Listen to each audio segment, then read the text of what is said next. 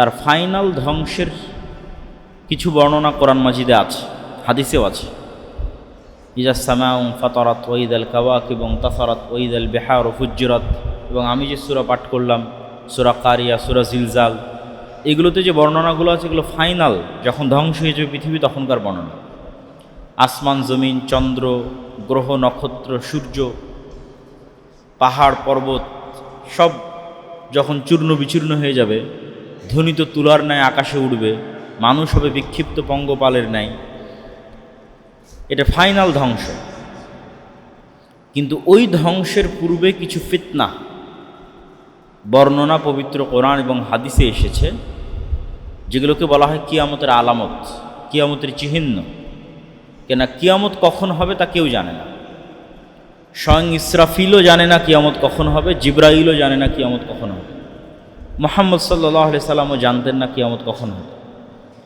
সবাই জানে কি আলামত জানে, চিহ্ন জানে, যে কিয়ামতের পূর্বে পৃথিবীতে এগুলো ঘটবে। তো যেহেতু কিয়ামতের নির্ধারিত সময় আমাদের জানা নাই, কিন্তু কিয়ামত হবে কথা সত্য, এবং কিয়ামতের যে ফাইনাল ধ্বংসের চিত্র সেটাও মোটামুটি আমরা জানি, কিন্তু কিয়ামতের পূর্ব মুহূর্তের যে ফিতনাগুলো, এগুলো সম্পর্কে আমরা কিছু জ্ঞান আজকে অর্জন করার চেষ্টা করব, যদি আল্লাহ সুবহানাহু ওয়া তাআলা তৌফিক দেয় ইনশাআল্লাহ। তো কিয়ামতের পূর্ব মুহূর্তে সংঘটিত ফিতনাসমূহ, রাসূলুল্লাহ সাল্লাল্লাহু আলাইহি ওয়াসাল্লাম একটি হাদিসে বলছেন, উউদুদ সিত্তাম বাইনি ওয়া বাইনাল কিয়ামাহ। কিয়ামতকে কিন্তু কোরআন মাজিদে কিয়ামত যতবার বলা হয়েছে তার চেয়ে বেশিবার বলা হয়েছে ইয়াউমুল আখির, ইয়াউমুদ্দিন, কোরআন এবং হাদিসে। যেমন সূরা ফাতিহায় আমরা বলি আলহামদুলিল্লাহি রাব্বিল আলামিন আর রহমানির রহিম মালিক ইয়াউমিদ্দিন, এটি কিয়ামতের দিন। এবং কোরআন এবং হাদিসে বেশি ব্যবহার হয়েছে আল ইয়াউমুল আখির, শেষ দিন। শেষ দিন কেন? ওই দিন সময় শেষ হয়ে যাবে, তারপরে সময় প্রবেশ করবে এক অনন্তকালের জগতে। এখনকার যে সময়, এই সময় আপেক্ষিক, আমাদেরকে সময়ই হত্যা করতেছে, সময়ই ধ্বংস করতেছে। আমরা সময়ের মধ্যে আসতেছি, সময়ের মধ্যেই চলে যাচ্ছি। আমরা কেউ দিনাজপুরেও বসবাস করি না, তেঘরা বিরলও বসবাস করি না, সময়ে বসবাস করি। এই তেঘরা বিরল 500 বছর আগেও ছিল, আজও আছে, কিন্তু 500 বছর আগে যে ছিল সে নাই, তাহলে ও তেঘরা বিরলে ছিল না, ও একটা টাইমের মধ্যে ছিল। ওই টাইম চলে গেছে, ওইও চলে গেছে। আমরাও একটা সময়ের মধ্যে আছি, কোনো স্থানে না। সময় চলে যাবে, আমরাও চলে যাবে, এই স্থান তো থাকবেই, যতদিন আল্লাহ চাইবেন ততদিন থাকবে। তাহলে মানুষের জীবন মানে আসলে মানুষের সময়, মানুষের হায়াত মানে মানুষের সময়। কিন্তু এই সময় যেই দিন শেষ হয়ে যাবে, সময় যেই দিন প্রবেশ করবে এমন এক দিনে, যেই দিন আর শেষ হবে না, যেই সময় আর শেষ হবে না, তাহলে ইয়াউমুল আখির, শেষ দিন, সময়ের শেষ দিন, চলমান যে সময় আছে। তারপরে মানুষ প্রবেশ করবে এমন এক সময়, যে সময় আর শেষ হবে না, অনন্তকাল, জান্নাত জাহান্নাম, পরকাল, অনন্তকাল। তো তোমরা কিয়ামতের মাঝে, শেষ দিনের মাঝে, বিচার দিবসের মাঝে আর আমার মাঝে 6টা জিনিসকে গণনা করো। 1 নম্বর মাউতি, আমার মৃত্যু। কিয়ামতের সবচেয়ে বড় আলামত মুহাম্মদ সাল্লাল্লাহু আলাইহি ওয়াসাল্লামের প্রেরণ, আগমন এবং তার মৃত্যু। কেন আগে যত নবী রাসূল এসেছে তাদের মৃত্যুর পর মানুষ অপেক্ষা করত নতুন নবীর, খুঁজতো কোথায় নতুন নবী আসতেছে। আর মুহাম্মদ সাল্লাল্লাহু আলাইহি ওয়াসাল্লামের মৃত্যুর পর আমরা অপেক্ষা করতেছি নতুন নবীর না কিয়ামতের অপেক্ষা করতেছি। তাহলে সারমর্ম হচ্ছে ঈসা আলাইহিস সালাতু ওয়াস সালামের পরে মুহাম্মদ সাল্লাল্লাহু আলাইহি ওয়াসাল্লাম আসবে, ইব্রাহিম আলাইহিস সালাতু ওয়াস সালামের পরে ইসহাক আলাইহিস সালাতু ওয়াস সালাম আসবে, এটা সারমর্ম। কিন্তু মুহাম্মদ সাল্লাল্লাহু আলাইহি ওয়াসাল্লামের পরে কিয়ামত হবে, এটা সারমর্ম। তাতে 5 দিন পরে হোক, 10 দিন পরে হোক, 5 বছর পরে হোক, 5000 বছর পরে হোক, কিন্তু কথা এটাই, মুহাম্মদ সাল্লাল্লাহু আলাইহি ওয়াসাল্লামের পরেই কিয়ামত। তাহলে কিয়ামতের সবচেয়ে বড় আলামত শেষ নবীর আগমন। আর নবী আসবে না, শেষ নবী চলে এসেছে। এখন কি হবে? কিয়ামত হবে। আর অতীতে যত নবী রাসূল এবং তাদের উম্মত যত ফিতনায় পতিত হয়েছিল, উম্মতে মুহাম্মাদি পৃথিবীর সবচেয়ে বড় ফিতনায় পতিত হবে। নূহ আলাইহিস সালাতু ওয়াস সালামের কওম পড়েছিল শিরকের ফিতনায়। আদম আলাইহিস সালাতু ওয়াস সালাম পড়েছিলেন একটি নির্ধারিত গাছের নিকটে যাওয়া নিষেধ করার যে ফিতনা, সেই ফিতনায়। হাবিল এবং কাবিল পড়েছিল নিজের ভাইকে হত্যা, হিংসা, নারীর লোভ, লালসার ফিতনায়। লূত আলাইহিস সালাতু ওয়াস সালামের কওম পড়েছিল জিনার ফিতনায়। কিন্তু উম্মতে মুহাম্মাদির জন্য পৃথিবীর সবচেয়ে বড় ফিতনা অপেক্ষা করছে, যা এগুলোর চেয়ে বড়, যা ফেরাউনের ফিতনার চেয়ে বড়, নমরুদের ফিতনার চেয়ে বড়।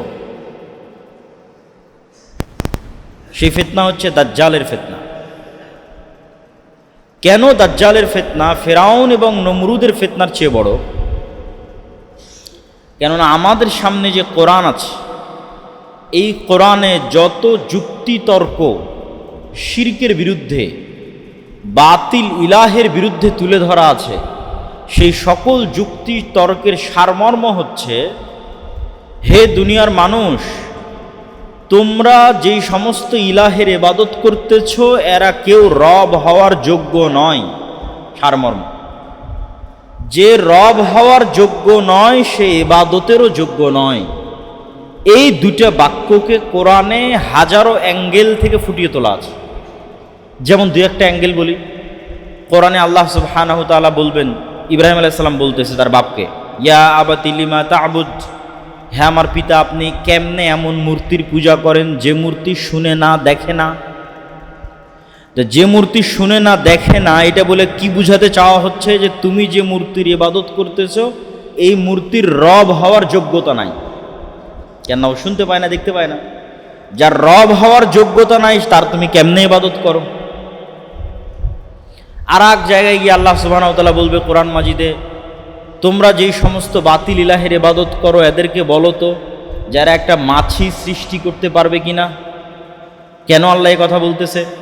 তাহলে আমি যে শাহজালাল বলেন, শাহপরাণ বলেন, মা কালী বলেন, মা দুর্গা বলেন, ঈসা আলাইহিস সালাম বলেন, মারিয়াম আলাইহিস সালাম বলেন, দুনিয়াতে যার যার মানুষ ইবাদত করতেছে এদেরকে আল্লাহ চ্যালেঞ্জ দিচ্ছে যে এদের বলো এরা মাছি সৃষ্টি করতে পারবে কিনা। যদি মাছি সৃষ্টি করতে না পারে তাহলে তারা রব হওয়ার যোগ্য নয়। যদি রব হওয়ার যোগ্য না হয় তাহলে কেমনে ইবাদতের যোগ্য? তোমরা দুনিয়াতে যত মানুষের ইবাদত করতেছে এদের বলো যে লাম ইয়ালিদ ওয়া লাম ইউলাদ, এদের বাপ মা আছে কিনা? ঈসা আলাইহিস সালাম, মারিয়াম আলাইহিস সালামের বাপ মা আছে কিনা? শাহজালাল, শাহপরানের বাপ মা আছে কিনা? যদি থেকে থাকে তাহলে তারা রব হওয়ার যোগ্য হলো না। তোমরা যাদের ইবাদত করছো তাদের দেখো যে এরা আল হাই আল কাইয়ুম, চিরঞ্জীব কিনা না মারা গেছে। যদি শাহজালাল মারা গিয়ে থাকে, যদি মারিয়াম আলাইহিস সালাম মারা গিয়ে থাকে, যদি মা কালী, মা দুর্গা এদের মৃত্যু হয়ে থাকে, তাহলে তারা রব নয়। যদি এরা রব না হয় তাহলে এরা ইবাদতের যোগ্য নয়। বলতে বলতে আল্লাহ সুবহানাহু ওয়া তাআলা কোরআন মাজিদে এমনও বলেছে যে তোমরা যাদের ইবাদত করছো এদের বলো যে এরা পৃথিবীর অতটুকুর মালিকানা দাবি করতে পারে কিনা যতটুকু খেজুরের বিচির উপরে যে পাতলা আবরণ আছে পরল, এই পাতলা আবরণ যতটুকু, এতটুকুর মালিকানা এরা দাবি করতে পারবে কিনা। ওটাও বাদ দিলাম, আল্লাহ এভাবেই বলছেন, ওটাও বাদ দিলাম, বাদ দাও। তাদেরকে বলো মালিকানা বাদ, আমি আল্লাহ মালিক, আমার সাথে এরা হেল্প করেছে কিনা সেই দাবি করুক। যে আমি আসমান জমিন সহযোগিতা করেছি, শাহজালাল বলুক যে আমি আসমান জমিন বানাতে আল্লাহকে হেল্প করেছি। ঈসা আলাইহিস সালাম, মারিয়াম আলাইহিস সালাম বলুক যে আমি আল্লাহকে আসমান জমিন বানাতে সহযোগিতা করেছি, আমি বৃষ্টি বর্ষণ করতে আল্লাহকে সহযোগিতা করেছি। মা কালী, মা দুর্গা বলুক যে আমি আল্লাহকে সহযোগিতা করেছি। মালিকানা বাদ দিলাম, আমার মালিকানা হেল্প করেছে কিনা সেটা দাবি করতে পারবে না। তাহলে চতুর অ্যাঙ্গেল থেকে আল্লাহ সুবহানাহু ওয়া তাআলা এটা প্রমাণ করতে চাচ্ছেন যে তোমরা যাদের ইবাদত করতেছো এদের মধ্যে রব হওয়ার গুণ নাই। যার মধ্যে রব হওয়ার যোগ্যতা নাই সে ইবাদতের যোগ্য নয়। তো এত কিছু বলেও তো মানুষকে হেদায়েত করা যাচ্ছে না। পয়েন্টটা বুঝেন কেন দাজ্জালের ফিতনা ভয়ঙ্কর, এখন আমি আসিনি। এত যুক্তি দিয়েও মানুষকে হেদায়েত করা যাচ্ছে না। মানুষ শাহজালালের কবরেই যাচ্ছে, ঈসা আলাইহিস সালামের মূর্তির সামনেই সিজদা করতেছে, মা কালী, মা দুর্গার মূর্তির সামনেই সিজদা করতেছে। তাহলে রবের ন্যূনতম যোগ্যতা না থাকার পরেও মানুষ ফেরাউনের ইবাদত করেছে। রব হওয়ার ন্যূনতম যোগ্যতা না থাকার পরও মানুষ নমরুদের ইবাদত করেছে। রব হওয়ার ন্যূনতম যোগ্যতা না থাকার পরও এবং আল্লাহর এত যুক্তি তর্কের বিপরীতে গিয়ে মানুষ এই সমস্ত বাতিল ইলাহির ইবাদত করতেছে। তাহলে যেই দিন এমন ব্যক্তির আবির্ভাব হবে যে রবের প্রমাণ দিয়ে দিবে যে আমি রব, প্রমাণ নাও, আসমানকে আদেশ করবো আসমান বৃষ্টি বর্ষণ করবে, জমিনকে আদেশ করব জমিন ফসল উৎপাদন করবে, যদি বলি আসমান বৃষ্টি বর্ষণ করিও না, করবে না, যদি বলি জমিন ফসল উৎপাদন করো না, তাহলে করবে না, তাহলে সেই দিন মানুষের কি হবে? কেন দাজ্জালের ফিতনা ভয়াবহ এটা যদি আমি বুঝাতে না পারি তাহলে সেটা আমার ব্যর্থতা।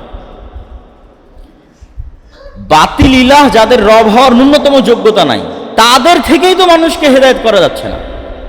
তাহলে যেই দিন এমন শক্তি আসবে যে রবের ক্ষমতা নিয়ে আসবে, ওর থেকে মানুষ কেমনে নিজের ঈমান বাঁচাবে? শাহজালাল তো মানুষকে দেখায়নি যে আমি আকাশ থেকে বৃষ্টি বর্ষণ করতেছি আমার আদেশে, তাও তো ওখানে গিয়ে মানুষ পূজা দিচ্ছে। কিন্তু যেদিন দাজ্জাল দেখাবে যে আমার আদেশে আসমান থেকে বৃষ্টি হচ্ছে, সেই দিন মানুষের কি?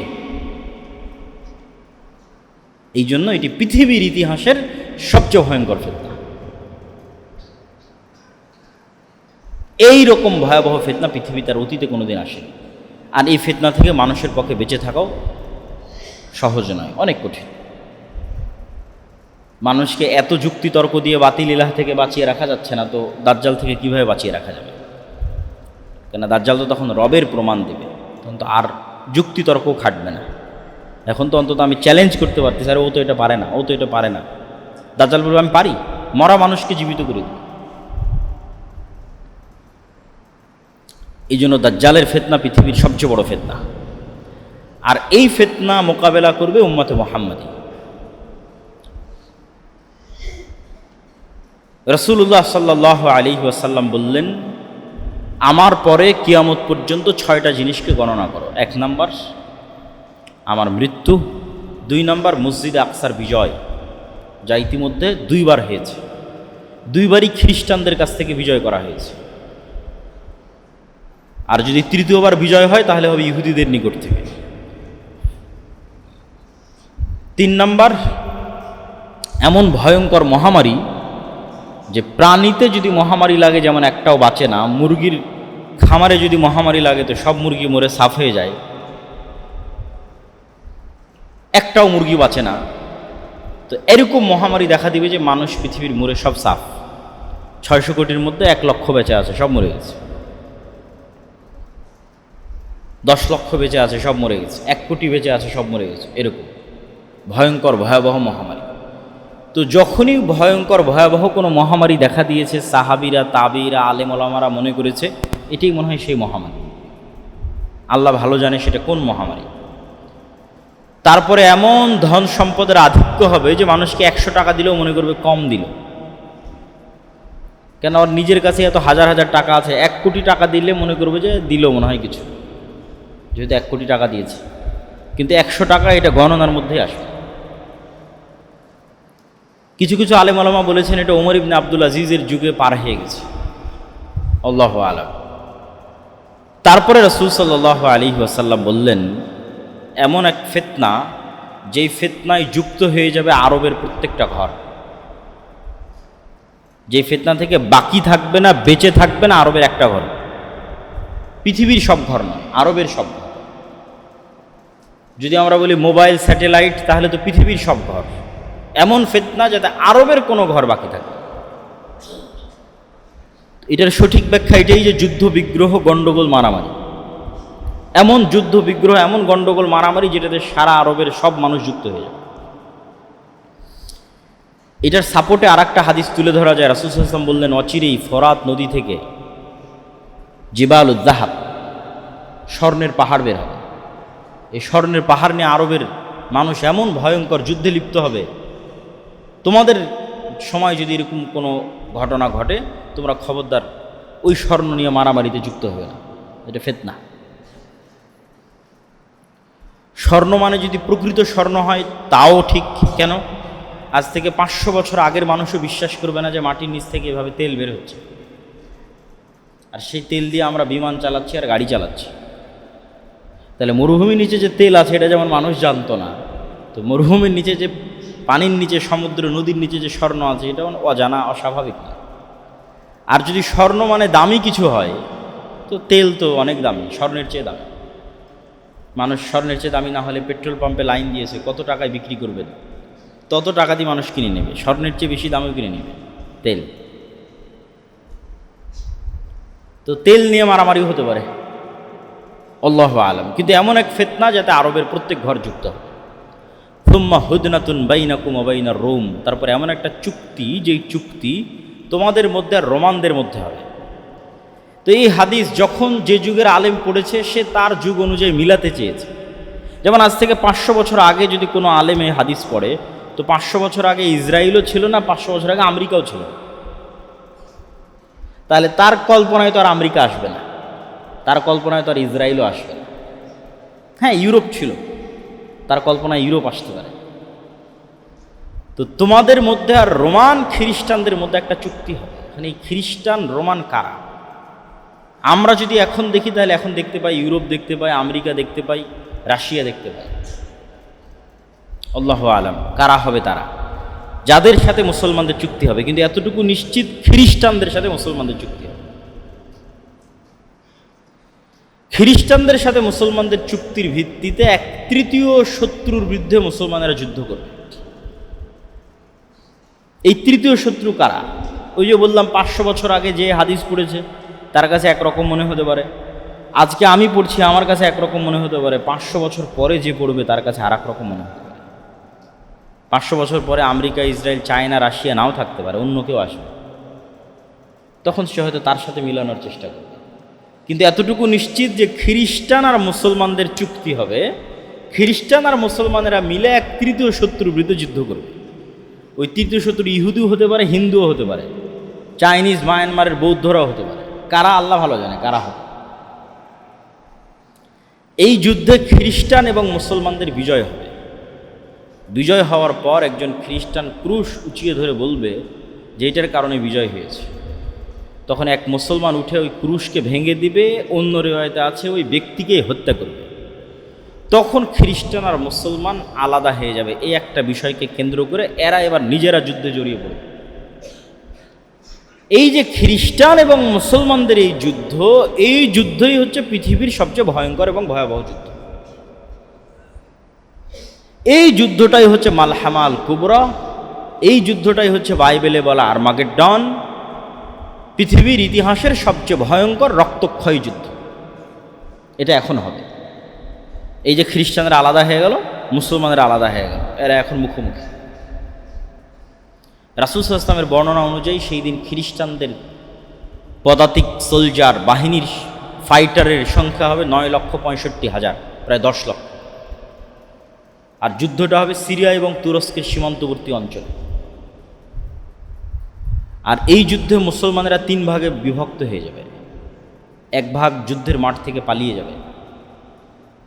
যুদ্ধের মাঠ থেকে পালানো এমনি কবিরা গুনাহ, মানে ইসলামের কবিরা গুনাহের যদি আমরা শীর্ষ 10 কবিরা গুনাহের লিস্ট করি, শীর্ষ 10, তাহলে শীর্ষ 10-এর একটা হবে জিহাদের মাঠ থেকে পালানো। 1 নম্বরে যদি থাকে শিরক, 2 নম্বরে পিতামাতার অবাধ্যতা, 3 নম্বরে নিজের সন্তানকে হত্যা করা দারিদ্রতার ভয়ে, 4 নম্বরে প্রতিবেশীর স্ত্রীর সাথে জেনায় লিপ্ত হওয়া। এইভাবে সিরিয়াল যদি নিচে আসতে থাকে, তো শীর্ষ 10টার মধ্যে একটা আসবে জিহাদের মাঠ থেকে পালানো। কিন্তু প্রত্যেক কবিরা গুনাহের তওবা আছে, প্রত্যেক কবিরা গুনাহের তওবা আছে, শিরকেরও তওবা আছে। যত সাহাবী মুসলমান হয়েছে সব তো শিরক থেকেই মুসলমান হয়েছে। যত মানুষ হিন্দু থেকে মুসলমান, সব তো শিরক থেকে মুসলমান হয়েছে। তো শিরকেরও তওবা আছে যতক্ষণ শ্বাস আছে। তাহলে আমরা যে এতদিন জেনে আসলাম শিরক করলে ক্ষমা হয় না, শিরক করলে কখন ক্ষমা হয় না? কিয়ামতের মাঠে আল্লাহ মানুষের এমনও গুনাহ মাফ করে দিবে যেই গুনাহের জন্য মানুষ ক্ষমাই চায়নি। বলেন আল্লাহু আকবার। কিয়ামতের মাঠে আল্লাহ বান্দার এমনও গুনাহ ক্ষমা করে দিবে যার জন্য সে ক্ষমাও চায়নি। আল্লাহ ডেকে বলবে এই গুনাহ করেছো? বলে হ্যাঁ করেছি। যাও তোমাকে ক্ষমা করে দিই। ওই দিন আল্লাহ সুবহানাহু ওয়া তাআলা এই যে স্বেচ্ছায় মানুষকে ক্ষমা করে দিচ্ছেন, যে লাওয়াতাই তুমুনি বিকরাবিল আরজি খাতায়া, আসমান জমিন পরিপূর্ণ গুনাহ নিয়ে যদি উপস্থিত হও তাহলে আমি আল্লাহ আসমান জমিন পূর্ণ ক্ষমা নিয়ে উপস্থিত হব। ওই দিন সব ক্ষমা করে দেবো যদি শিরক না থাকে। ওটা হলো ওই দিন। মানে কেউ যদি শিরক মুক্ত অবস্থায় পৃথিবী থেকে মৃত্যুবরণ করে, অথবা শিরক করে থাকলে দুনিয়াতেই তওবা করে নেয়, যতক্ষণ শ্বাস আছে ততক্ষণ সব গুনাহের ক্ষমা আছে, শিরকেরও ক্ষমা আছে। শিরক করেছে তওবা করে নেবে। তাহলে এবার অন্য আর যে গুনাহগুলো আছে ছোটোখাটো, যেগুলোর জন্য বিপদে পড়তে পারে, এগুলো আল্লাহ চাইলে স্বেচ্ছায় কিয়ামতের মাঠে ক্ষমা করে দিয়ে তাকে জান্নাতে দিয়ে দিতে পারেন। কিন্তু কিয়ামতের মাঠে আল্লাহ ক্ষমা করবেন না, সেটা হলো শিরক। স্বেচ্ছায় ক্ষমা করবেন না, সেটা হলো শিরক। কিন্তু তওবা সব গুনাহের আছে, শিরকেরও আছে, যতক্ষণ শ্বাস আছে।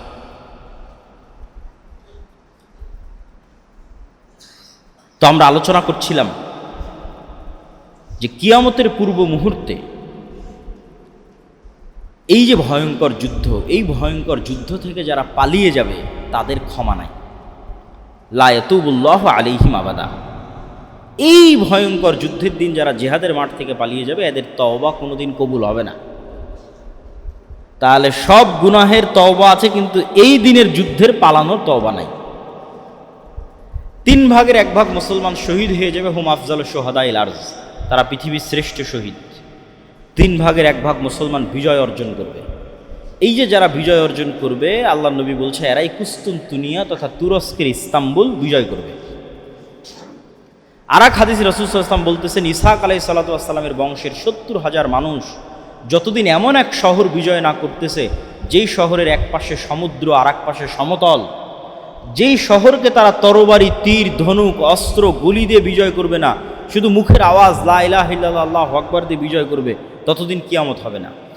তো কোনো ব্যাখ্যাকার লিখেছেন যে এই যে ভয়ঙ্কর যুদ্ধ হলো সিরিয়া এবং তুরস্কের সীমান্তবর্তী অঞ্চলে, এই যুদ্ধের পরে মুসলমানদের যে বিজয় অভিযান চলতে থাকবে, কেননা 10 লক্ষ খ্রিস্টান এখানে খতম হয়ে গেছে, খ্রিস্টানদের শক্তি শেষ, এখন আর কোনো বাধা নাই। এই যে মুসলমানদের বিজয় অভিযান চলবে, বিজয় অভিযানে প্রথম বিজয় হবে কুস্তুনতুনিয়া, তুরস্কের ইস্তাম্বুল। তো ওই হাদিস দ্বারা এটা উদ্দেশ্য হতে পারে, অথবা এই বিজয় অভিযান চলতে চলতে চলতে চলতে একদম ইউরোপের কলজার মধ্যে ঢুকে গিয়ে ইউরোপের বিশাল শহর ইতালির রাজধানী রোম পর্যন্ত পৌঁছে যাবে, এবং যখন রোমে পৌঁছে যাবে তখন আর অস্ত্র ব্যবহার করা লাগবে না, তখন তাকবীর দিয়ে রোম বিজয় হবে। ওটাও হতে পারে। তো এই কুস্তুনতুনিয়া বিজয় অথবা ইতালির রাজধানী রোম বিজয়, এই দুইটার কোনো একটা বিজয়ের পরে শয়তান মিথ্যা চিৎকার করে বলবে, দাজ্জাল তোমাদের বাড়িতে ঘরে ঢুকে গেছে। তবে এখানে তার আগে আরেকটা তথ্য শুনে নিই, এই যুদ্ধে কেমন মানুষ মারা গেছে।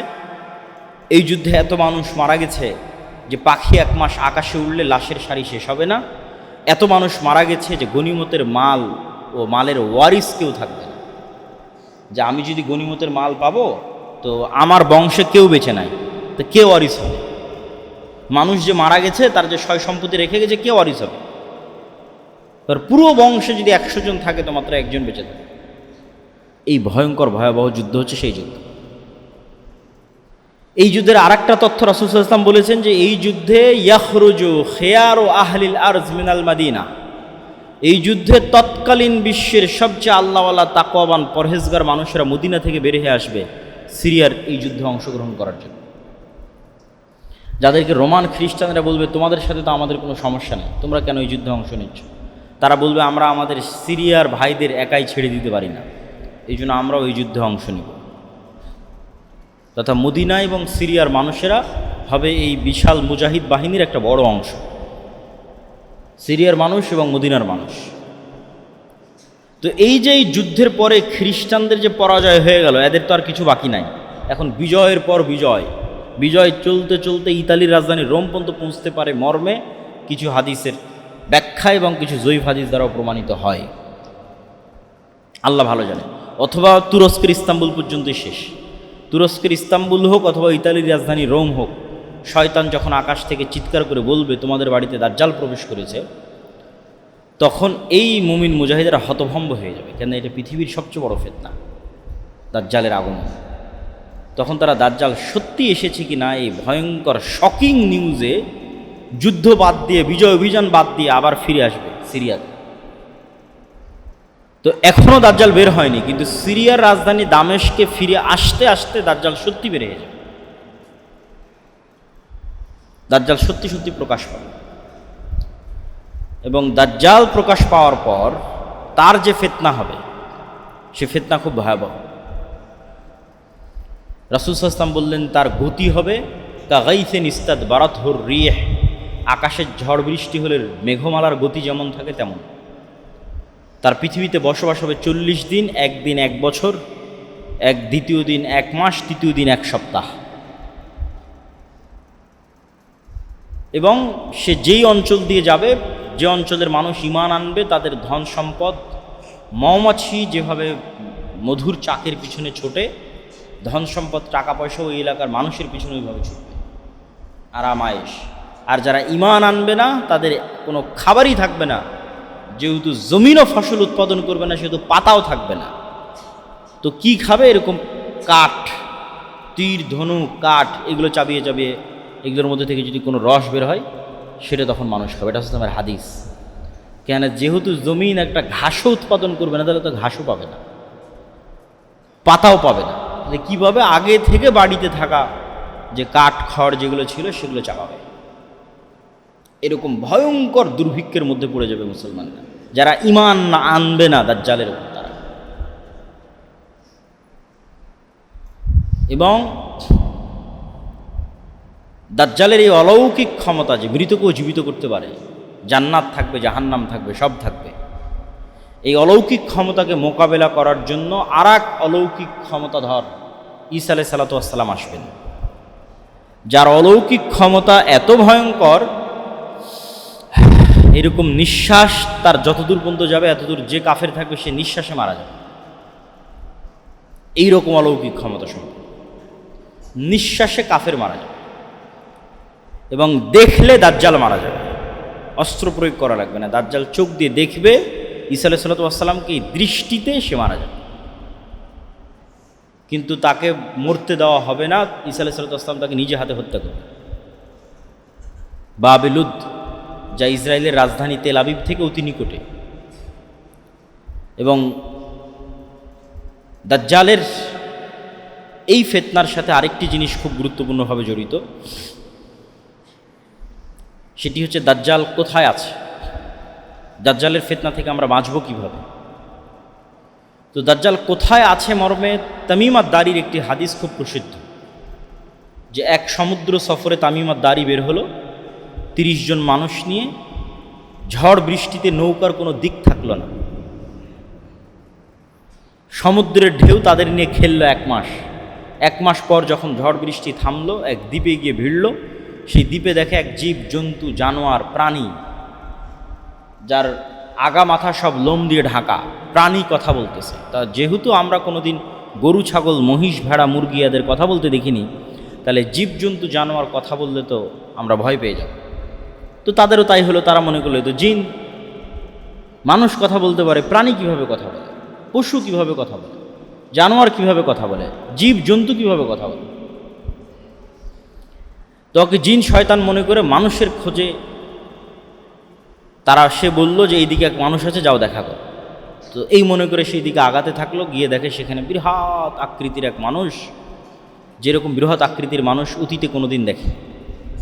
তখন দাজ্জাল যদি বৃহৎ আকৃতির হয়, এটা সন্দেহের কিছু নয়। কেন সন্দেহের কিছু নয়? স্বয়ং আদম আলাইহিস সালাতু ওয়াস সালাম নিজেই 60 হাত, 30-40 মিটার, 10 তলা বিল্ডিংয়ের চেয়ে উঁচু হবে। তো আদম আলাইহিস সালাতু ওয়াস সালাম নিজে যদি এখন আমার সামনে উপস্থিত হয়, তো আমি বিশ্বাস করতে পারব। তাহলে আদমের সন্তান দাজ্জাল বৃহৎ আকৃতির হতেই পারে, অস্বাভাবিক কিছু না, অসম্ভব কিছু না। মানে কেউ কেউ এরকম যুক্তি দেয় যে না, দাজ্জাল কীভাবে এত বিশাল আকৃতির হতে পারে, অতএব দাজ্জাল মানে আমেরিকা, অতএব দাজ্জাল মানে ChatGPT, AI। এগুলো ভুয়া কথা, এগুলোর কোনো ভিত্তি নাই। দাজ্জাল আদমের সন্তান, মানুষ, কেমনে বিশাল আকৃতির হতে পারে? আদম নিজেই তো বিশাল আকৃতির। আদমই যদি আলাইহিস সালাতু ওয়াস সালাম আমার সামনে বিশ্বাস করতে পারো, তাহলে তার সন্তান বিশাল আকৃতির হতেই পারে।